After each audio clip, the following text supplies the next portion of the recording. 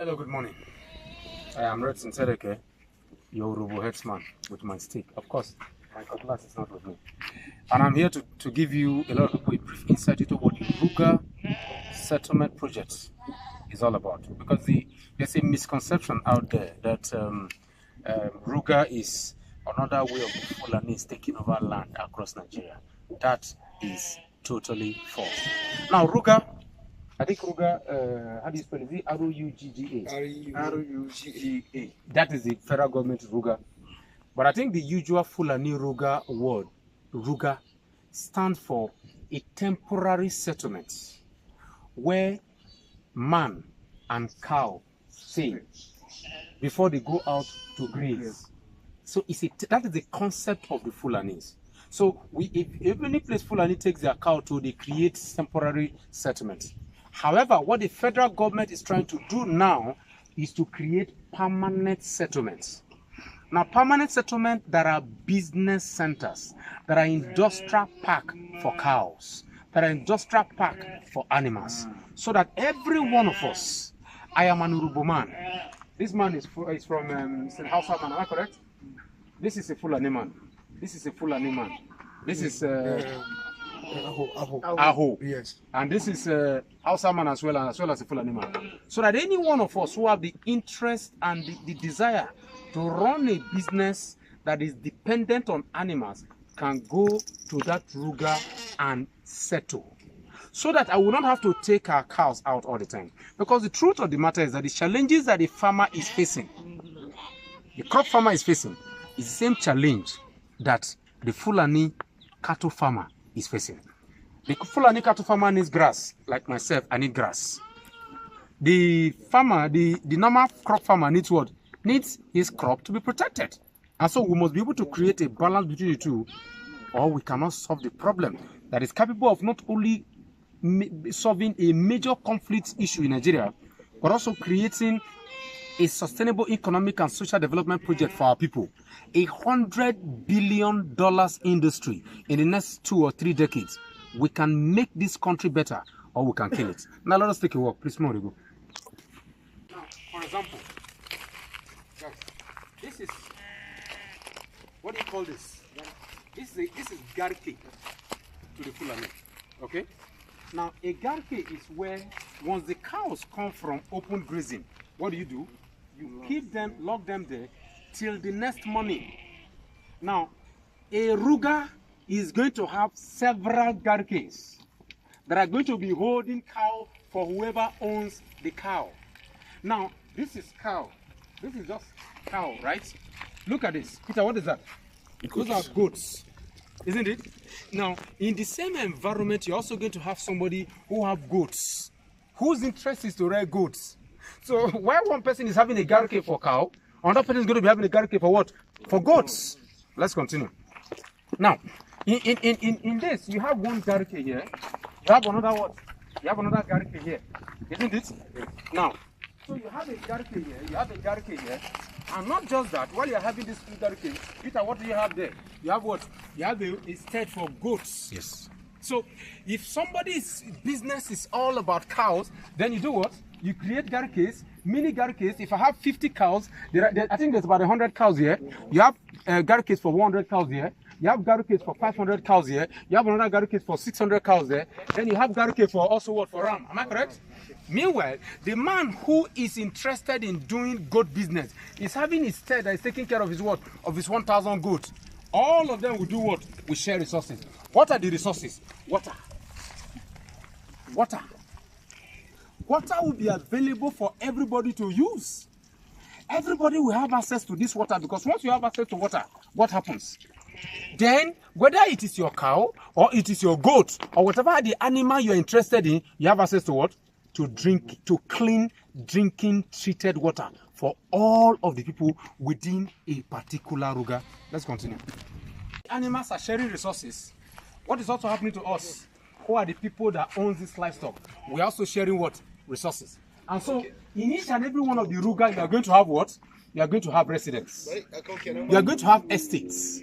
You are going to have estates that the owners of the cow and the owners of the goats or the owners of the turkey And the owners of the chicken or the owners of the pig are going to be staying in settlement inside the Ruga. So you are going to have an opportunity for companies to walk into a Ruga and develop what?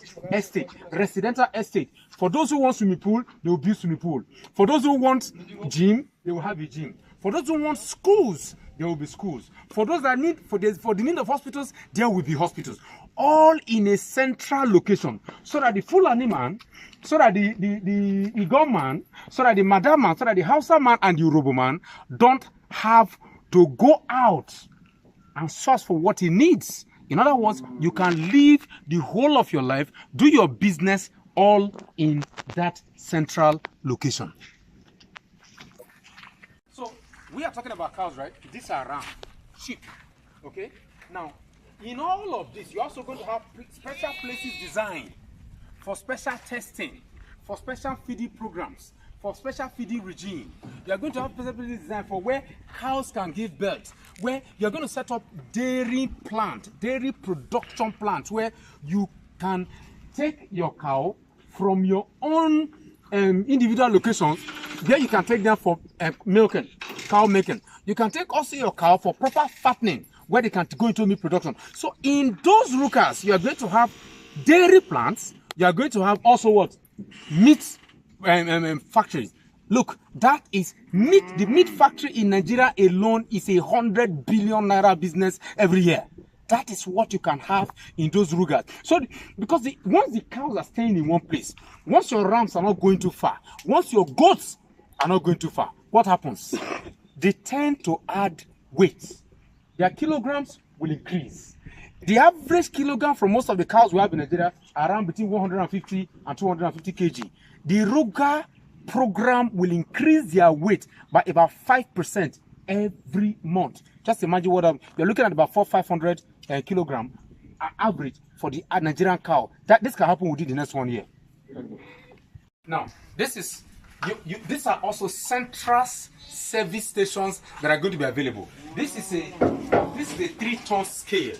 A 3-ton scale that anytime anybody is coming here, for example, to buy cow, you are able to roll your cow in, check the weight of your cow before you dispatch the cow out. You are going to have central facilities in this Ruga that is going to service. If you have 1,000 owners of animal, you are going to have central facilities like this that will take care of the interests of 3,000 individual businessmen who are interested in making money, and the federal government will be taking taxation for providing service for subsidized services. The federal government is paying taxes.